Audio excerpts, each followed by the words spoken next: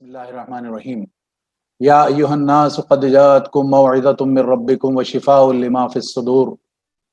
व हुदन व रहमतुल लिल मोमिनीन क़ुल बिफ़ज़लिल्लाहि व बिरहमतिही फ़बिज़ालिका फ़ल्यफ़रहू हुवा ख़ैरुम मिम्मा यजमऊन। सदक़ल्लाहुल अज़ीम। अज़ीज़ दोस्तों, अस्सलामु अलैकुम व रहमतुल्लाहि व बरकातुहू। आज की मेरी गुफ्तगू का उन्वान है व शिफ़ाउल लिमा फ़िस्सुदूर। अभी मैंने कुरान मजीद की जो आयतें आपके सामने तिलावत की हैं वो सूरह यूनुस की आयत 57 और 58 है, जिसमें अल्लाह रब्बुल आलमीन इरशाद फरमाते हैं कि लोगों, तुम्हारे पास तुम्हारे रब की तरफ से नसीहत आ गई है। ये वो चीज़ है जो दिलों के अमराज की शिफा है, और जो इसे कबूल कर लें उनके लिए रहनुमाई और रहमत है।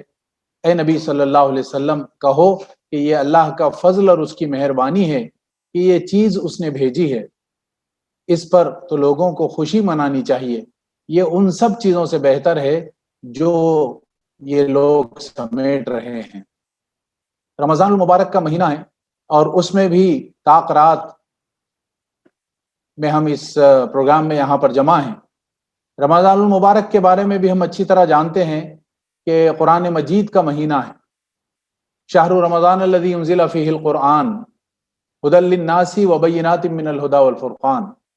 यानी ये रमज़ान ही वो महीना है जिसमें अल्लाह रब्बुल आलमीन ने कुरान मजीद को नाजिल फरमाया और जिसमें हिदायत है, रहमत है, और ये एक कसौटी है। यानी किसी भी चीज़ के खरे और खोटे होने की पहचान, सच और गलत होने का पैमाना, सच और झूठ होने का अगर इम्तियाज है तो वो कुरान मजीद से हमें हासिल होता है। यानी कुरान मजीद एक ऐसा गैर मामूली कलाम है, अल्लाह रब्बुल आलमीन का कलाम है, जो अगर इंसान उसको इस्तेमाल करे, यानी इस माने में कि उसको पढ़े, उस पर गौर व फिक्र करे, तदब्बर करे और उसके मुताबिक अमल करे, कुरान जो पैमाने, जो क्राइटेरिया कुरान देता है, अगर उसको वो यानी अगर वो उसको इख्तियार कर ले तो फिर जिंदगी की राहें उसके लिए बिल्कुल साफ होती चली जाती। आज जो हमारा मौजू है कि दिलों की बीमारी, इसके बारे में भी ये आयत करीमा हमारे सामने बहुत दो टोक और वाज़ेह अंदाज में ये बात लाती है कि ये रब के तरफ से एक नसीहत है, यानी कुरान मजीद, और ये वो चीज़ है जो दिलों के अमराज की शिफा है और हिदायत भी है और रहनुमाई भी है। बहुत कैटेगोरिकल अंदाज में, बहुत क्लियर अंदाज में ये बात बताई जा रही है कि कुरान मजीद क्या है, जो दिलों के अमराज की शिफा भी है और हिदायत भी है और रहमत भी है। और ये ऐसी गैर मामूली नेमत है कि जिस पर अल्लाह ताला का फजल और उसकी मेहरबानी है कि उसने भेजा है, तो इस पर लोगों को खुशियां मनानी चाहिए। ये उन तमाम चीजों से बेहतर है जो लोग समेटते हैं। यानी एक ऐसी गैर मामूली चीज जो इंसान के सारे मसाइल का हल, न सिर्फ उसके जिंदगी के मसाइल का हल, बल्कि उसकी रूहानी बीमारियों का इलाज भी है। दिल के अंदर जो मुख्तलिफ बीमारियां इंसान को आ जाती हैं, जो इंसान की इनर पर्सनैलिटी को जो घुन लगता है, जो बीमारियां लग जाती है, उसका इलाज और उसके लिए शिफा अगर कोई चीज है तो कुरान मजीद है। इंसान माहौल के मुख्तलिफ असरात कबूल करता है। यानी आप और मैं जिस एनवायरनमेंट में जिंदा रहते हैं, जिंदगी गुजारते हैं, उसके मुख्तलिफ असरात इंसान कबूल करता है। फिजिकल, जिस्मानी तौर पर भी कबूल करता है और रूहानी तौर पर भी इंसान कबूल करता है। मुख्तलिफ हादसात का इंसान शिकार होता है, मुख्तलिफ बीमारियों में गिरफ्तार होता है, और हर बीमारी अपना एक मखसूस असर रखती है। इंसान को अगर जिस्मानी बीमारी होती है तो उसका एक अपना असर, उसका एक अपना इम्पैक्ट होता है। साइकोलॉजिकल बीमारियां होती हैं तो उसका अपना एक असर और उसका अपना एक इम्पैक्ट होता है। फिर इसके साथ साथ इंसान के दिल की जो बीमारियां होती हैं, उसकी रूह की जो बीमारियां होती हैं, उसके अलग असरात और बहुत गैर मामूली असरात हैं जो इंसान की पूरी जिंदगी पर और उसकी जिंदगी के हर हर पहलू पर पड़ते हुए मालूम होते हैं। अगर हम ब्रॉडली डिवाइड करें तो एक तो जिस्मानी बीमारियां हैं और दूसरे रूहानी बीमारियां। जिस्मानी बीमारियां वो है जिससे हमारे आज़ा मुतासिर होते हैं, हमारे बॉडी पार्ट्स मुतासिर होते हैं, और इसको हर इंसान महसूस करता है। सर का दर्द हो तो महसूस करेगा, बुखार हो तो महसूस करेगा, कोई और तकलीफ होती है तो इंसान उसको महसूस करता है, और अगर उसका बर वक्त इलाज न किया जाए तो इंसान की जिंदगी को खतरा लाहक हो सकता है। गोया दूसरे अल्फाज में यूं कहा जा सकता है कि उसकी दुनिया खराब हो सकती है। اس کی زندگی اجیرن ہو سکتی ہے اور اس کی زندگی مشکل میں آ سکتی ہے. لیکن اس کے مقابلے میں بیماریوں کی جو دوسری شکل ہے، جو دوسری کیٹیگری ہے، وہ یہ ہے کہ روحانی بیماری کا انسان شکار ہوتا ہے. یعنی اس کا قلب مختلف قسم کی بیماریوں کا شکار ہوتا ہے، جس سے اس کے اخلاق اور کردار متاثر ہوتے ہیں، اس کی پرسنالٹی اور اس کی شخصیت متاثر ہوتی ہے. ایک طرف تو اعضاء، اس کے باڈی پارٹس کے متاثر ہونے کا تذکرہ ہوا، لیکن یہاں معاملہ یہ ہے کہ انسان کا کیریکٹر متاثر ہوتا ہے اور اس کی پرسنالٹی متاثر ہوتی ہے. اور یہ ایک ایسی چیز ہے کہ ہر کوئی اور بر وقت محسوس نہیں کرتا اور اس پر توجہ ہو نہیں پاتی کہ انسان کو اس بات کا احساس بعض دفعہ تو ہوتا نہیں ہے، اور ہوتا بھی ہے تو بڑی دیر سے احساس ہوتا ہے کہ اس کو، اس کے کیریکٹر کو، اس کی پرسنالٹی کو کس قسم کی بیماری لگ گئی ہے اور وہ کیسے اس کا شکار ہوتا چلا جا رہا ہے اور وہ کیسے اس کی زندگی پر اثرات اور امپیکٹ ڈال رہی ہے. اس کا اندازہ ہونے تک بہت کچھ آگے نکل جاتا ہے انسان. تو یہ روحانی بیماریاں ایسے ہیں جو نہ صرف یہ کہ انسان کی دنیا کو خراب کرتی ہیں، جب اس کا کیریکٹر خراب ہوتا ہے تو اس کی دنیا خراب ہوتی ہے، اس کا اخلاق خراب ہوتا ہے تو اس کی دنیا خراب ہوتی ہے، بلکہ اس کے ساتھ ساتھ اس کی آخرت بھی برباد ہو سکتی ہے. اس کی آخرت بھی برباد ہونے کا پورا امکان ہو سکتا ہے. تو گویا اگر ہم دونوں کو کمپیئر کریں تو ہمیں اپنی جسمانی بیماریوں سے زیادہ روحانی بیماریوں پر، اپنے دل کی بیماریوں پر توجہ دینی چاہیے. اس کا مطلب یہ نہیں ہے کہ ہم اپنی جسمانی بیماریوں کی طرف سے یا اس میں ہونے والے جو تبدیلیاں یا خرابیاں ہیں اس سے ہم بے پرواہ ہو جائیں. نہیں، میرے بولنے کا مطلب یہ نہیں ہے. میرا بولنے کا مطلب یہ ہے کہ جس طرح ہم اپنی صحت کے بارے میں الرٹ رہتے ہیں، اس سے کہیں زیادہ ہمیں الرٹ رہنے کی ضرورت ہے کہ ہماری اپنی دل کی صحت کا کیا حال ہے، ہماری اپنی روح کی صحت کا کیا حال ہے. اس پر ہمیں الرٹ رہنے کی، اس پر ہمیں بالکل چوکنا اور بیدار رہنے کی ضرورت ہے، اور ہر وقت یہ دیکھنے کی ضرورت ہے کہ کہیں ہمیں کوئی بیماری لاحق تو نہیں ہو رہی ہے. اگر خدا نخواستہ اس کا انڈیکیشن مل جائے تو اس کا علاج کیا ہے، اس کے لیے دوڑ دھوپ کرنے کی ضرورت ہے. بلکہ میں یہ کہوں کہ جو پریونشن ہوتا ہے وہ بیٹر دین کیور، یہ تو ہم اچھی طرح جانتے ہیں. تو بالکل اسی طریقے سے دلوں کو مضبوط کرنا، اس کو صحت مند رکھنا، اپنی روح کی بالیدگی کے اوپر توجہ دینا اور اس کے ڈیولپمنٹ پر، اس کے ارتقاء اور اس کے گروتھ کے اوپر توجہ دینا، بیماری کا انتظار نہیں کرنا، یہ دراصل ایک بہترین اور صحیح مومن کی اور ایک صحیح الفطرت انسان کی نشانی ہوتی ہے. اب ایک سوال ہم کرتے ہوئے آگے بڑھتے ہیں کہ دل آخر ہے کیا، اس کی اہمیت کیا ہے، اس کا مقام کیا ہے. ایک چھوٹا سا باڈی پارٹ ہے، ایک چھوٹا سا گوشت کا لوتھڑا ہے جو میڈیکل اینگل سے دیکھیں تو صبح اور شام ہمارے لیے خون کو پمپ کرتا ہے، جو زندگی کی حرارت کا ایک نشان اور سمبل ہے. لیکن جب ہم انر پرسنالٹی کی بات کرتے ہیں تو یہی وہ جگہ ہے جس کے بارے میں اللہ کے رسول صلی اللہ علیہ وسلم نے ارشاد فرمایا کہ تقویٰ ہا ہنا، کہ یہی وہ روح کا مسکن ہے، یہی وہ تقویٰ کا منبع ہے کہ جو اگر سدھر جائے تو پھر انسان کی ساری زندگی متقیانہ ہو سکتی ہے. تقویٰ پر عامل اگر انسان ہو سکتا ہے اگر اس کا دل سدھر جائے اور اس کا دل کا جو انسانی شخصیت کا جو مرکز ہے وہ سدھر جائے. خرم مراد صاحب رحمۃ اللہ علیہ کہتے ہیں کہ دراصل قرآن میں جو لفظ قلب استعمال کیا جاتا ہے تو انسان کی اندرونی شخصیت کو کہتے ہیں. انر پرسنالٹی اس سے مراد ہوتی ہے کہ گویا اس کا کیریکٹر، اس کا اخلاق، اس کا کردار، یہ دراصل اس سے مطلوب ہوتا ہے یا اس سے مراد ہوتا ہے. تو گویا انسان کی انر پرسنالٹی کو دل ریپرزینٹ کرتا ہے، انسان کی روح اس کو دل ریپرزینٹ کرتا ہے، اور روح کا مسکن، تقویٰ کا منبع اگر کوئی چیز ہے تو وہ دل ہے. اور اسی کے بارے میں قرآن کہتا ہے کہ وَشِفَاءٌ لِمَا فِي الصُّدُورِ، کہ یہ جو قرآن مجید ہم نے بھیجی ہے ایسی غیر معمولی دوا ہے جو دلوں کے امراض کی شفا ہے. دل میں پنپنے والے جو مرض ہوتے ہیں، جو بیماریاں ہوتی ہیں، اس کا اگر کوئی علاج ہے تو قرآن مجید کے پاس ہے. نبی کریم صلی اللہ علیہ وسلم کی جس حدیث کی طرف میں اشارہ کر رہا تھا، اللہ کے رسول صلی اللہ علیہ وسلم فرماتے ہیں کہ الا وان فی الجسد مضغہ اذا صلحت صلح الجسد كله واذا فسدت فسد الجسد كله الا وهي القلب، کہ سنو، جسم میں ایک گوشت کا ٹکڑا ہے، اگر وہ درست رہے تو سارا جسم درست رہتا ہے، اگر وہ فاسد ہو جائے تو پورا جسد فاسد ہو جاتا ہے. الا وهي القلب، جان لو، سنو کہ وہ قلب ہے، یعنی انسان کا دل ہے جو تمام اعضاء کا بادشاہ ہے، اچھی بری خواہشات کا مرکز ہے. عقل، سمجھ بوجھ، شعور اور احساس کا مرکز ہے۔ قرآن میں دل ہی کو تمام حکمت و بصیرت اور تمام عزائم و اعمال کا مرکز قرار دیا ہے۔ مولانا امین احسن اصلاحی صاحب رحمۃ اللہ علیہ کہتے ہیں کہ حقیقی زندگی کا منبع اسے قرار دیا گیا ہے، یعنی عقل کا، سمجھ بوجھ کا، شعور اور احساس کا مرکز ہے، جذبات کا مرکز ہے اور نیت اور ارادے کا مرکز ہے۔ یعنی انسان کسی کام کو کرنے سے پہلے جو اس کا انٹینشن ہوتا ہے، جو چیز اس کو موٹیویٹ کرتی ہے، جو موٹیویشنل فورس انسان کے لیے ٹریگر کرتا ہے، انسان کے اندر ہوتا ہے، وہ دراصل اسی دل میں ہوتا ہے، جہاں اس کے اخلاق اور اس کا کردار گویا اس کی انر پرسنالٹی ایک شیپ لیتی ہے، تو وہ جو سورس ہے اسے ہم دل کہتے ہیں۔ اب اس سے ہم کو اندازہ ہوگا کہ دل کتنی اہمیت کا اور کتنی بڑا مقام اور مرتبے کا مالک ہے،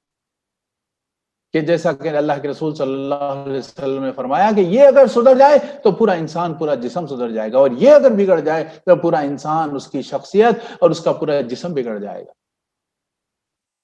تو یہ وہ مقام اور مرتبہ ہے جس کے بارے میں قرآن مجید کہتا ہے کہ وَيَشْفِ صُدُورَ قَوْمٍ مُؤْمِنِينَ وَشِفَاءٌ لِمَا فِي الصُّدُورِ، جو کچھ سینوں میں ہے اس کے ان امراض کی شفا ہے۔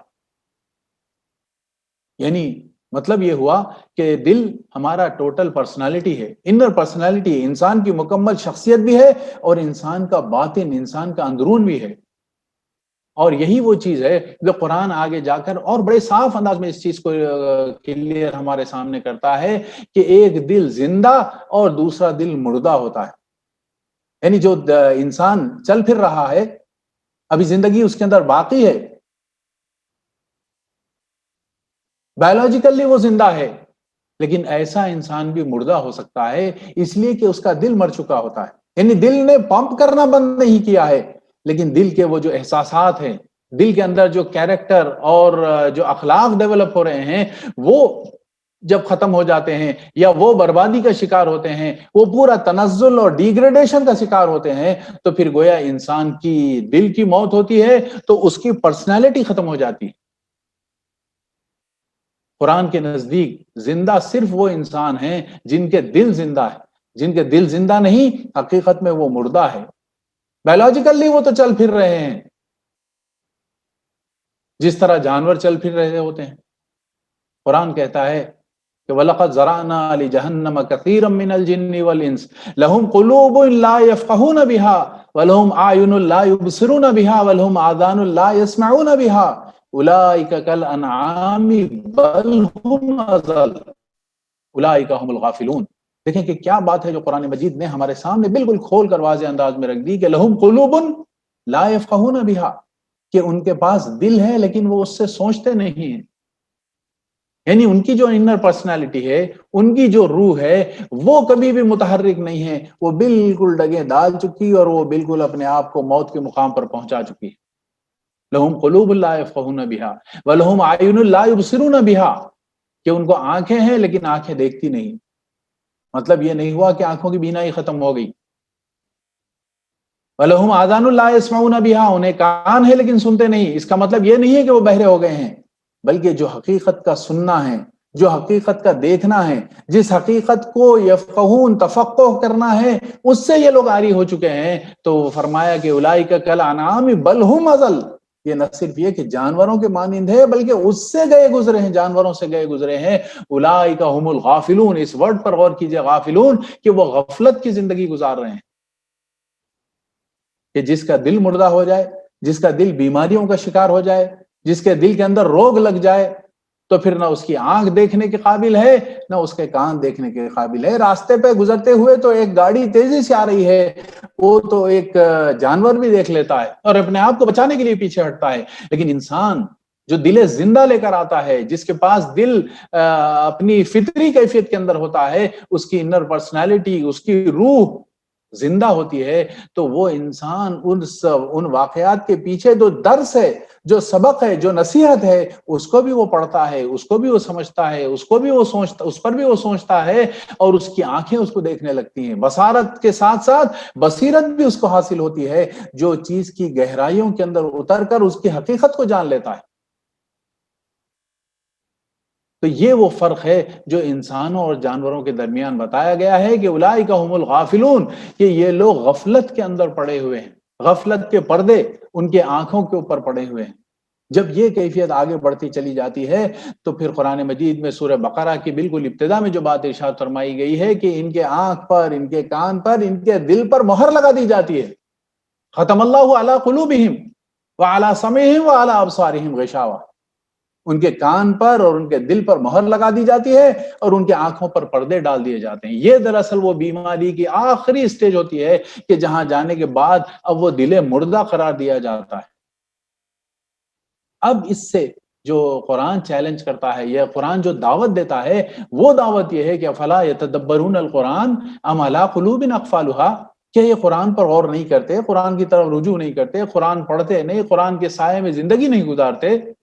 کیا ان کے دلوں پر قفل پڑ چکے ہیں؟ یہ دیکھیے کہ بیماری کی وہ آخری شکل ہے کہ جب قفل دل کے اوپر پڑ جاتا ہے، اس کو مہر کر دیا جاتا ہے، اس کو سیل کر دیا جاتا ہے، تو اب وہ قرآن کی طرف رجوع کرنا بند کر دیتے ہیں، اس پر غور و فکر کرنا بند کر دیتے ہیں۔ یہاں پر لفظ افلا یتدبرون استعمال کیا گیا ہے، ہو سکتا ہے کہ وہ تلاوت کر رہے ہوں، لیکن یہ ہے کہ اس سے دلچسپی ختم ہو چکی ہے۔ اب اس پر غور و فکر کرنا، اس کے مطالب پر، اس کے معنی پر، اور کیا رہنمائی ہمیں حاصل ہونا چاہیے، اس سے اپنے آپ کو دور کر لینا دراصل دل مردہ ہونے کی علامت ہے، لاکڈ ہارٹ، یعنی بالکل قفل پڑے ہوئے دل کی علامت ہے۔ تو عزیز بھائیوں، یہ کیفیات جب انسان کے سامنے آتی ہیں تو تب ہمیں معلوم ہونا چاہیے کہ ہمارے اندر، ہمارے دل میں، ہماری روح میں، ہماری انر پرسنالٹی کو اب بیماریاں لگنا شروع ہو گئی ہیں، یا خدا نخواستہ وہ آگے کے مراحل میں آ گئی ہیں۔ اگر ہم کمپیئر کرنا چاہیں تو بہت آسانی سے چند نکات ہم کمپیئر کر سکتے ہیں کہ ایک صحت مند دل اور ایک بیمار دل کی کیا کیفیات ہو سکتی ہیں۔ صحت مند دل، ایک مومن کا صحت مند دل وہ ہے جس کے اندر اخلاص ہوتا ہے، ایمان ہوتا ہے۔ کبھی بھی صحت مند دل کے اندر نفاق اور کفر اور شرک نہیں آ سکتا ہے۔ تو گویا آپ کو اور مجھے جو سب سے پہلی جس چیز کو ٹٹولنا ہے، پیمانہ بنانا ہے، کرائٹیریا بنانا ہے، وہ یہ ہے کہ ہمارے اپنے اخلاص کا، ہمارے اپنے ایمان کا کیا معاملہ ہے، اور اسی کا جو متصل جو چیز ہے وہ یہ ہے کہ یقین کی کیا کیفیت ہے۔ اللہ تعالیٰ پر ایمان تو ہے، آخرت پر ایمان تو ہے، قرآن مجید کے کلام اللہ ہونے پر ایمان تو ہے، لیکن کیا وہ یقین کی کیفیت، ایمان کا وہ مرتبہ اور وہ مقام ہم کو حاصل ہو رہا ہے یا نہیں ہو رہا ہے؟ یہ دراصل صحت مند دل کی علامت ہے۔ یہ ایک چھوٹی سی بیماری آئی اور ہم جزا فضا کرنے لگے، ایک مشکل آ پڑی اور ہم پھر اللہ کو بھول کر پتہ نہیں کیا کیا اپنی زبان سے اور اپنے عمل سے کیا کیا اشارے دینے لگے۔ صحت مند دل وہ ہوتا ہے جسے اللہ کا محتاج ہونے کا احساس ہے، یعنی میں اللہ کا محتاج ہوں۔ لیکن بیمار دل وہ ہوتا ہے جو اللہ سے بے نیاز ہوتا ہے، کسی بھی معاملے میں اللہ کی طرف رجوع کرنے والا نہیں ہوتا۔ پھر صحت مند دل کی علامت، اس کی کیفیت یہ ہے کہ مختلف صفات اس کے اندر پیدا ہوتی ہیں، صبر ہے، شکر ہے، اخلاص ہے، کشادہ دلی ہے، تواضع ہے، عجز و انکساری ہے۔ یہ ساری کیفیات انسان کے اندر پیدا ہوتی ہیں اگر اس کا دل نرم ہو، اگر اس کا دل صحت مند ہو۔ خاص طور سے میں دو کیفیات کی طرف آپ کی توجہ دلانا چاہوں گا، ایک شکر ہے اور دوسرے تواضع ہے۔ یہ کیفیات کے اوپر میں اپنے آپ کو اور آپ میں سے ہر فرد اپنے آپ کو جانچے تو ہمیں پتہ چل جائے گا کہ ہمارا دل صحت مند ہے کہ نہیں۔ اس لیے کہ شکر ایک ایسی کیفیت ہے جو انسان کو بہت کچھ ملنے کے اوپر حاصل ہوتی ہے۔ مشکل حالات میں تو انسان کے دل کے اندر تھوڑی سی بھی صحت ہے تو اللہ کی طرف رجوع کر لیتا ہے، لیکن جب انسان کو مشکل حالات نہیں بلکہ بہتر حالات آتے ہیں تو اس وقت اس کا صحیح پرکھنا، صحیح طور پر پرکھا جا سکتا ہے وہ شکر کے ذریعے سے اور تواضع کے ذریعے سے۔ اگر مال آ جائے، مقام مل جائے، منصب مل جائے، کوئی ظاہری شکل اور صورت مل جائے، تو کیا وہ اکڑنے لگتا ہے یا اس کے اندر تواضع عجز اور انکساری پیدا ہوتی ہے، نرم دلی اس کے اندر پیدا ہوتی ہے؟ یہ دراصل وہ کرائٹیریا، یہ وہ لٹمس ٹیسٹ ہے جس کے ذریعے سے ہم معلوم کر سکتے ہیں کہ میری اپنی کیا کیفیت ہے۔ دوسروں کے بارے میں معلوم کرنے کی کوشش کرنا تو بڑا آسان ہے، فتوے لگانا تو اور اس سے زیادہ آسان ہے، لیکن اپنے دل کے اندر جھانک کر دیکھنا یہ بڑے دل گردے کا کام ہے۔ اور یہ صحت مند دل کی علامات میں سے ایک ہے۔ اس کے مقابلے میں جو بیمار دل ہے اس کے اندر تکبر ہوتا ہے، حسد ہوتا ہے، بغض ہوتا ہے، تنگ دلی ہوتی ہے۔ یہ ساری دل کی بیماریوں کی علامتیں، اپنے آپ کو بڑا سمجھنا، اپنے آپ کو کچھ سمجھنا، آئی ایم سم تھنگ،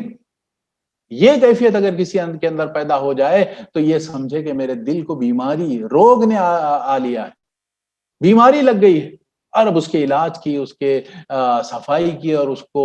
بچانے کی کوشش کرنا انتہائی ضروری ہے۔ جیسے آج کل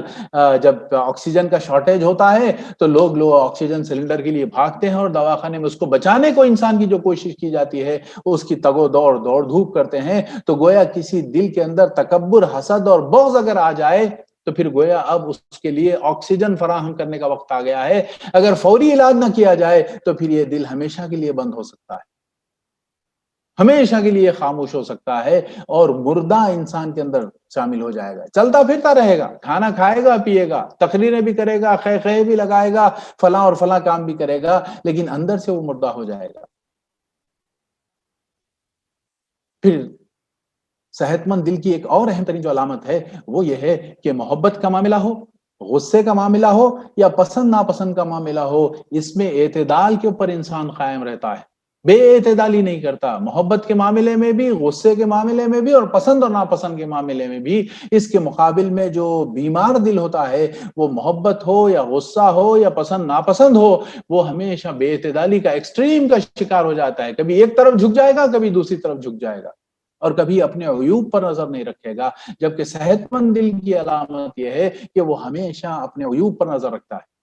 اور جہاں کہیں تھوڑی اس کے اندر کیفیت پیدا ہونے لگے، یہ محسوس ہونے لگے کہ دل کو روگ لگ رہا ہے، وہ فوری الرٹ ہو جائے گا اور اپنے آپ کو صحیح راستے پر ڈالنے اور بچانے کی کوشش کرے گا، اپنے دل کو بچانے کی کوشش کرے گا۔ قرآن مجید ایسے لوگوں کے بارے میں کہتا ہے کہ الا من اذ جاء ربہ بقلب سلیم، الا من اتى الله بقلب سلیم، کہ ایسے لوگ جو قلب سلیم، پاک دل لے کر آتے ہیں، جو ہر قسم کی دل، روحانی اور قلبی بیماریوں سے پاک، ایسا جب دل لے کر آتے ہیں، کہ قرآن مجید نے ایک اور دل کی مختلف اقسام قرآن مجید نے بیان کی ہیں، آج اس تفصیلات میں جانے کا وقت نہیں ہے، لیکن ایک اور کہا کہ قلب منیب، ایسا قلب جو انابت والا ہو، اللہ کی طرف پلٹنے والا ہو، بار بار اللہ اس کو یاد آتا ہو، کہیں کوئی غلطی ہو جائے تو اللہ یاد آ جائے، کہیں کوئی اس کے ساتھ بھلائی ہو جائے تب بھی اس کو اللہ یاد آئے، معاملہ اچھا ہو تب بھی اللہ یاد آئے، کوئی اس کے ساتھ معاملہ سختی کا یا مشکل کا ہو جائے تب بھی اس کو اللہ یاد آ جائے۔ من خشی الرحمن بالغیب وجاء بقلب منیب، کہ جو اللہ بغیر دیکھے رحمان سے ڈرتے ہیں اور قلب منیب لے کر وہ اللہ کے دربار میں حاضر ہوتے ہیں، یہ وہ صحت مند دل ہیں جس کا ذکر قرآن مجید میں ہمارے سامنے آتا ہے۔ جب دل کی بیماریوں کی بات چلتی ہے تو ان کے جو اثرات ہوتے ہیں اس کے طرف بھی ہمیں توجہ دینی چاہیے۔ ایک تو دل جو بایولوجیکل ہے، فزیکل ہے، کہ جس طرح بیماریوں کے اثرات ہوتے ہیں، دل کے اندر کچھ پرابلم آ جائے تو اس کے پورے باڈی کے اوپر اثرات ہوتے ہیں، بی پی ہو جائے، شوگر ہو جائے، ہارٹ میں کوئی پرابلم آ جائے تو انسان کی پوری جسم متاثر ہوتا ہے، اس کی پوری لائف متاثر ہوتی ہے۔ اسی طرح انسان کے دل کی یا روحانی امراض بھی اپنا اثر رکھتے ہیں۔ فرمایا کہ دل پر فتنے چٹائی کی مانند ایک ایک کر پیش کیے جاتے ہیں، تو جو قلب اس کا شکار ہوا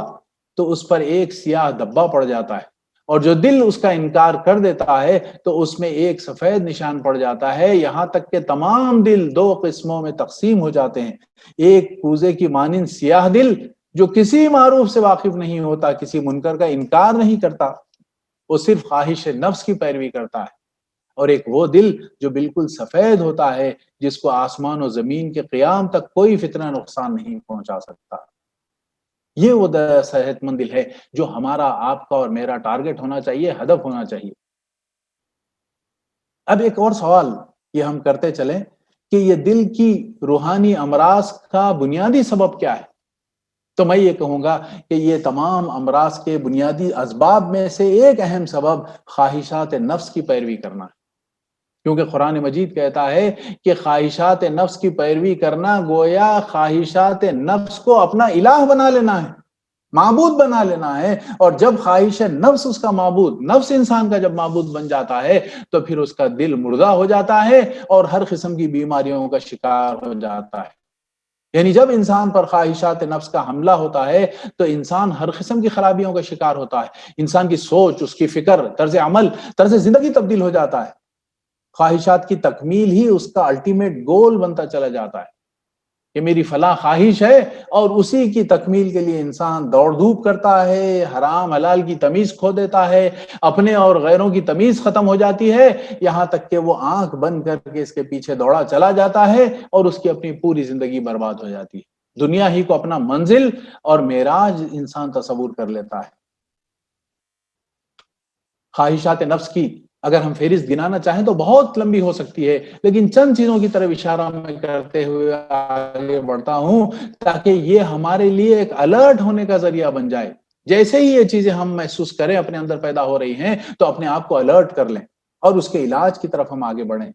سب سے پہلی خواہشات نفس میں تو شہوانی خواہش، سیکسول ڈیزائر، ان لافل جو ایریا ہے اس کے اندر ہم قدم رکھنے لگیں۔ پھر اس کے بعد ایک منصب کی خواہش، لذت طعام، بس یہ ہے کہ انسان کھانے ہی کے پیچھے چکر لگائے چلے جا رہا ہے۔ رمضان جیسا مبارک مہینہ سوائے کھانے کی کوئی گول اور کوئی ٹارگٹ نظر نہیں آتا ہے۔ پھر ایک اور خواہشات نفس میں تکبر اور گھمنڈ، اپنی بڑائی کا، اپنے ڈومینیشن کا، اپنے کچھ ہونے کا احساس، اور اسی کی پوجا کیے چلے جا رہا ہے انسان۔ پھر عیش و عشرت کا معاملہ، دنیا کی محبت، مال کی محبت، زندگی کی محبت، یعنی ایسا ہے کہ میں ہمیشہ 1000 سال کے لیے یہاں رہنے، یہودیوں کے معاملے میں قرآن کہتا ہے کہ یہ 1000 سال تک یہ جینا چاہتے ہیں، بلکہ ہمیشہ کی زندگی یہ چاہتے ہیں۔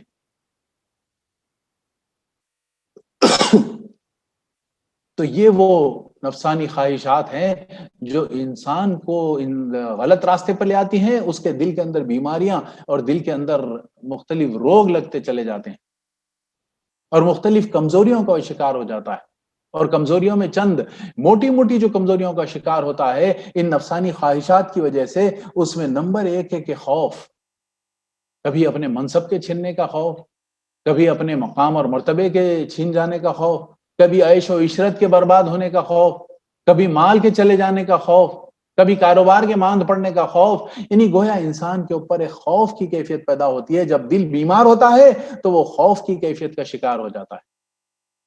اور ایک بے بسی کی کیفیت اس کے اوپر طاری ہوتی ہے اور اپنے آپ کو بہت محدود تصور کرنے لگتا ہے۔ یہ مختلف کیفیات کا انسان شکار ہوتا چلا جاتا ہے۔ یہ تمام دل کے روحانی امراض کی وجہ بن جاتے ہیں۔ قرآن اس کا حل اور اس کی شفا بتاتا ہے۔ قرآن خود اپنا تعارف شفا کے طور پر کراتا ہے، جیسا کہ ابتدا میں نے سورہ یونس کی آیت پڑھی ہے، اس میں یہی بات ارشاد فرمائی گئی ہے کہ یہ تو رب کریم کی طرف سے تمہارے لیے آئی ہے، جو نصیحت بھی ہے، رہنمائی بھی ہے، رحمت بھی ہے، لیکن اس کے ساتھ ساتھ دلوں کے امراض کی شفا بھی ہے۔ یعنی یہ جو سارے امراض میں نے آپ کے سامنے رکھے ہیں یا چند چیزیں ان میں سے آپ کے سامنے رکھی ہیں، اگر وہ چیز انسان محسوس کرے یا بلکہ محسوس کرنے سے پہلے ہی اپنے آپ کو اس سے بچانا چاہتا ہے، تو اس کا واحد اور بہترین علاج یہ ہے کہ قرآن کی طرف انسان رجوع کرے۔ رجوع کرنے کا مطلب یہ ہے کہ قرآن سے اپنے تعلق کو مضبوط سے مضبوط کرتا چلا جائے، اور رمضان سے بہتر اور کون سا موقع ہو سکتا ہے کہ ہم اپنے تعلق کو قرآن سے مضبوط کر لیں؟ اور مضبوط تعلق سے مضبوط کرنے کا مطلب یہ ہے کہ قرآن کی تلاوت بھی ہو، اس پر غور بھی ہو، اس پر تدبر بھی ہو، اس پر تفکر بھی ہو، اور اس سے جو روشنی حاصل ہو اس کو اپنی زندگی کی رہنمائی کا ذریعہ بنا دیں۔ وہ جو نور قرآن مجید سے حاصل ہوتا ہے وہی نور انسان کی زندگی کا ذریعہ بن جائے۔ نبی کریم صلی اللہ علیہ وسلم کی آیت، اس دعا کو یاد کیجئے، اللہم اجعلنی نورا، یعنی جو مختلف کیفیات اللہ کے رسول صلی اللہ علیہ وسلم نے اس دعا میں ارشاد فرمائی ہیں بڑی غیر معمولی ہے۔ اے اللہ میرے دل کو نور بنا دے، میری آنکھوں کو، میری سماعت کو، میرے کان کو، میری جسم کو، میرے لوتھڑے کو، میرے رگوں کو، میرے پٹھوں کو، یعنی اللہ کے رسول صلی اللہ علیہ وسلم نے یہ دعا فرمائی کہ ان سب کو نور بھر دے۔ تو اور یہ نور حاصل ہوگا قرآن مجید سے قربت اور قرآن مجید سے تعلق کے ذریعے سے، نمبر ایک۔ اور نمبر دو، قرآن مجید جو اپنا تعارف کراتا ہے وہ یہ ہے کہ وَنُنَزِّلُ مِنَ الْقُرْآنِ مَا هُوَ شِفَاءٌ وَرَحْمَةٌ لِّلْمُؤْمِنِينَ وَلَا يَزِيدُ الظَّالِمِينَ إِلَّا خَسَارًا، کہ قرآن سے جو کچھ نازل ہو رہا ہے اس میں شفا ہے تمہارے لیے، اس میں رحمت ہے مومنین کے لیے۔ یہ جو رحمت اور شفا ہے یہ دراصل اگر حاصل نہیں کریں گے تو پھر خسارہ ہی خسارہ، خسارے کے اندر اضافہ ہوتا چلا جائے گا۔ ولا یزید الظالمین الا خسارہ، یعنی قرآن پر جو ظلم کریں گے، اپنے آپ پر جو ظلم کریں گے قرآن سے ڈسکنیکٹ ہو کر، تو پھر ایسے لوگوں کے بارے میں سوائے خسارے کے کوئی اضافہ نہیں ہوگا۔ اگر مان لے تو شفا ہے، تمام ذہنی، اخلاقی، نفسانی امراض کا علاج ہے، اور اگر نہ مانے تو الٹا اور زیادہ خسارے میں ڈال دیتا ہے۔ حامیم سجدہ میں یہ بات ارشاد فرمائی، قل هو للذین آمنوا ھدی و شفاء والذین لا یؤمنون فی آذانہم وقر وہو علیہم اعمی، کہ ان سے کہو کہ یہ قرآن ایمان لانے والوں کے لیے ہدایت اور شفا ہے، مگر جو لوگ ایمان نہیں لاتے ان کے لیے یہ کانوں کی ڈاٹ اور آنکھوں کی پٹی ہے۔ یعنی اگر قرآن کو مان لیں اور اس سے اپنے تعلق کو جوڑ لیں تو یہ شفا بھی ہے اور ہدایت بھی ہے۔ یعنی نہ صرف یہ کہ دلوں کی امراض کو شفا کرتا ہے بلکہ صحیح راستے کی طرف رہنمائی بھی کرتا ہے، اس کے گروتھ اور اس کے ڈیولپمنٹ کا بھی کام کرتا ہے قرآن مجید۔ شفاء لما فی الصدور، کہ جو کچھ باطن کو عقائد فاسدہ سے پاک کرتا ہے۔ شیخ الہند اس کی تفسیر میں فرماتے ہیں کہ باطن کو عقائد فاسدہ سے پاک کرنا دراصل شفاء لما فی الصدور ہے، یعنی دلوں کی بیماریوں کا جو علاج ہے وہ جو باطل عقائد ہیں اس سے اس کو پاک کر دیا جائے۔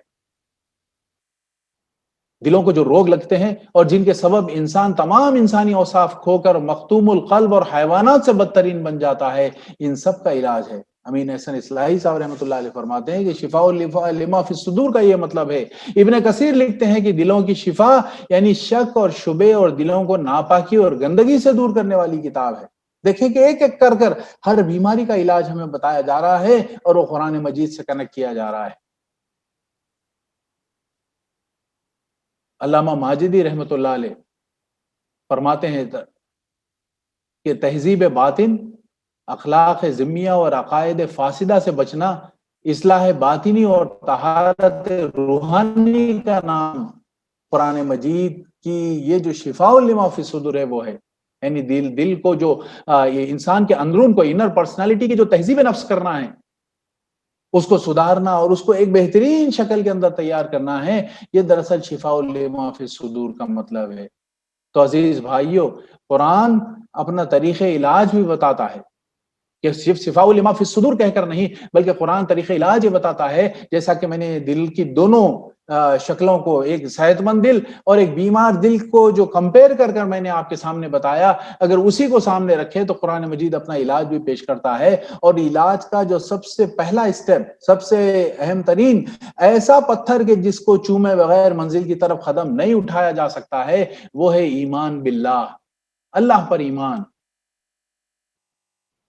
اور ایسا ایمان جو غیر متزلزل ہو، جس میں کوئی شک اور کوئی شبے کی کوئی گنجائش نہ ہو،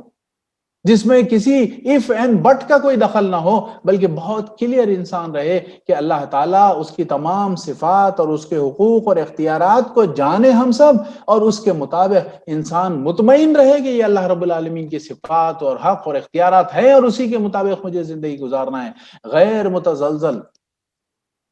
جو ایسا ایمان جس کو شیک نہیں کیا جا سکتا۔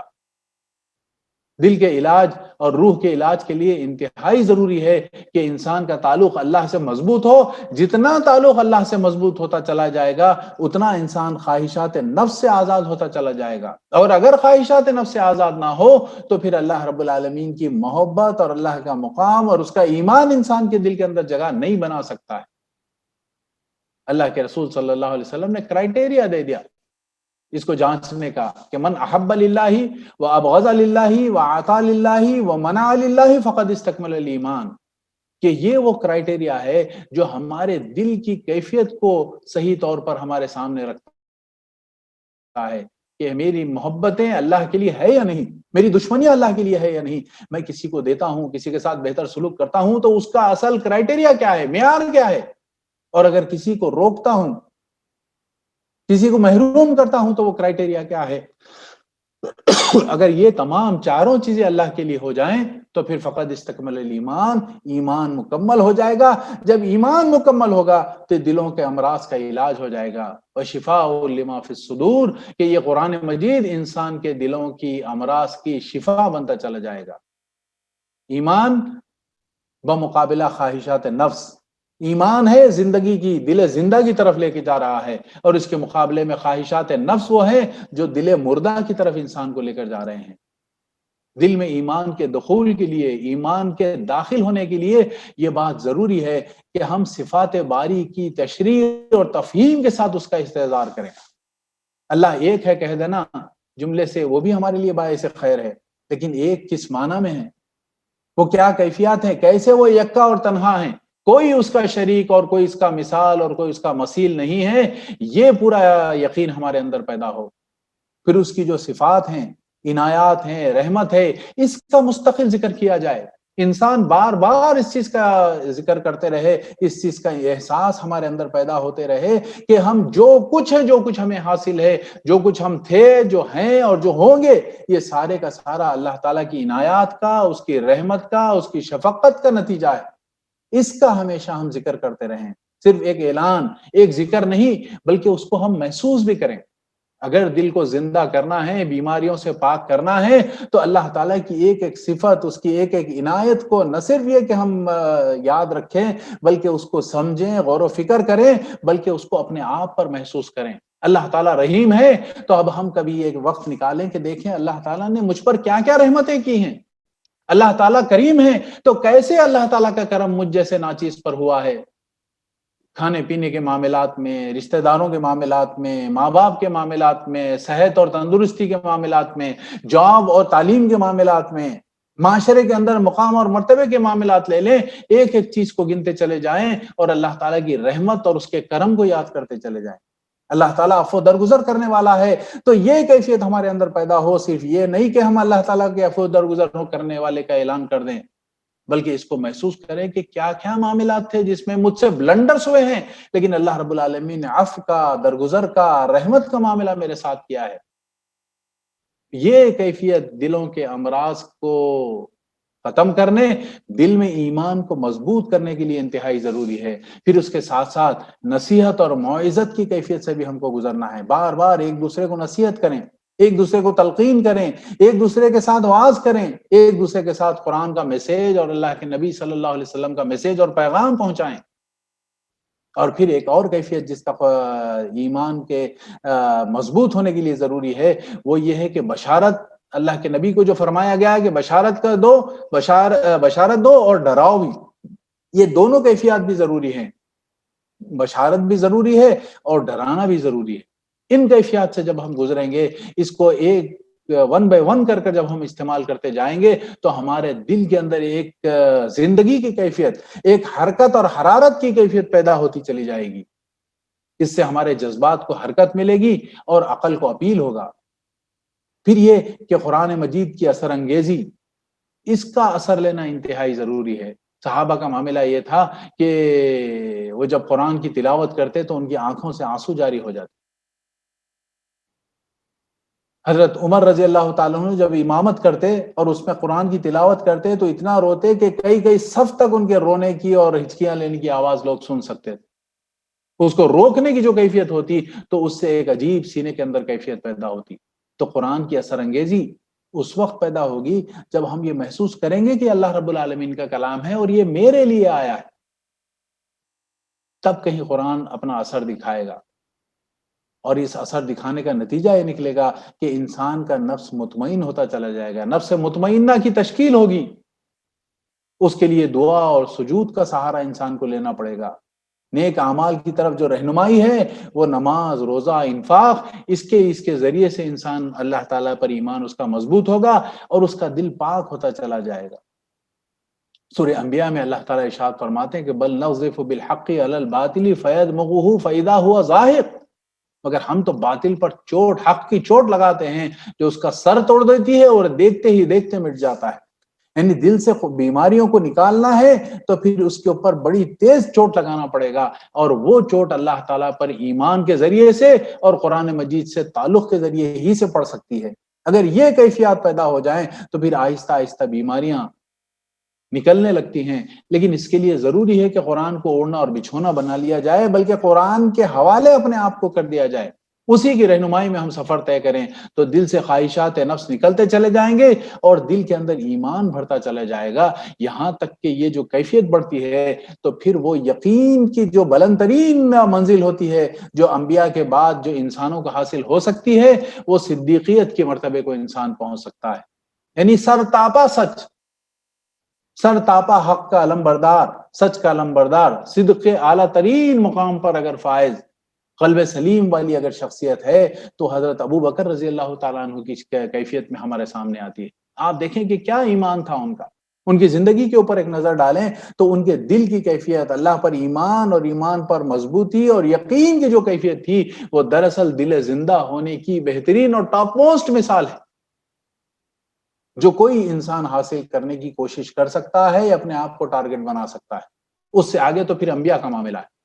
غیر نبیوں میں سے اگر کوئی اپنے لیے اونچا ترین ٹارگٹ رکھ سکتا ہے تو وہ صدیق کا، صدیقیت کا ٹارگٹ ہے، جو حضرت ابو بکر صدیق رضی اللہ تعالیٰ عنہ جس کی اونچی ترین اور بہترین مثال ہے۔ ایک مرتبہ ذکر ہوا کہ دل زنگالود ہو جاتے ہیں، گناہ کرتے کرتے دل سیاہ ہو جاتے ہیں، تو لوگوں نے پوچھا کہ اے اللہ کے رسول اس کا علاج کیا ہے؟ تو فرمایا کثرت ذکر الموت و تلاوت القرآن۔ بیہقی کی روایت ہے کہ قرآن کثرت سے موت کو یاد کرنا اور قرآن کی تلاوت کرنا یہ دلوں کے امراض کو، دلوں کو ان کے امراض سے نجات پانے کے لیے ضروری ہے۔ یعنی قرآنی انقلاب کی ضروریات وہ یہ کہ قرآن کے مطالعے کے لیے انسان وقت نکالے، پڑھتے وقت مکمل یکسوئی ہو، ٹھہر ٹھہر کر قرآن کی طرف رجوع کرے، غور و فکر کا، تدبر کا معاملہ ہو۔ جب یہ کیفیات سے گزرتا ہے تو قرآن سے انسان کا تعلق مضبوط ہوتے چلے جاتا ہے۔ اب جب قرآن سے اس کا تعلق مضبوط ہوتا ہے تو پھر انسان کے دل مختلف جو امراض کا شکار ہوتا ہے، ان امراض سے انسان کو نجات حاصل ہوتی ہے۔ اسی کو علامہ اقبال رحمۃ اللہ علیہ نے فرمایا تھا کہ تیرے ضمیر پر جب تک نہ ہو نزول کتاب، گرہ کشا ہے نہ راضی نہ صاحب کشاف۔ یعنی قرآن اس کے اوپر انسان کے ضمیر کے اوپر نازل ہونا چاہیے۔ خود علامہ اقبال کا ایک واقعہ آتا ہے کہ ایک مرتبہ وہ تلاوت کر رہے تھے تو ان کے والد گرامی نے سوال کیا کہ اقبال کیا پڑھ رہے؟ تو کہا کہ قرآن مجید پڑھ رہا ہوں۔ دوسرے دن اور تیسرے دن بھی یہی معاملہ ہوا تو وہ کہتے ہیں کہ میں سوچنے لگا کہ یہ میں تو دیکھتے ہیں ابا جان قرآن پڑھ رہا ہوں لیکن پھر سوال کرتے ہیں۔ تو تیسرے دن انہوں نے کہا کہ بیٹا قرآن ایسے پڑھو جیسے یہ تمہارے اوپر نازل ہو رہا ہے۔ یعنی قرآن کے حوالے جب انسان کر دیتا ہے تو پھر اس کے اندر بیماریاں بھی ختم ہوتی ہیں اور وہ قرآن انسان کے دلوں کے امراض کی شفا بنتا چلا جاتا ہے۔ اللہ تعالیٰ ان باتوں پر غور کرنے کی ہم سب کو توفیق عطا فرمائیں۔ جو بہترین باتیں آئی ہیں اللہ تعالیٰ اس سے ہمیں فائدہ اٹھانے اور اپنی دلوں کی اور روحانی اور اندرونی بیماریوں کا علاج کرنے کی ہم سب کو توفیق عطا فرما۔ وصلی اللہ تعالیٰ علی خیر خلقہ محمد وعلی آلہ وصحبہ اجمعین برحمتک یا ارحم الراحمین۔ الحمد للہ رب العالمین۔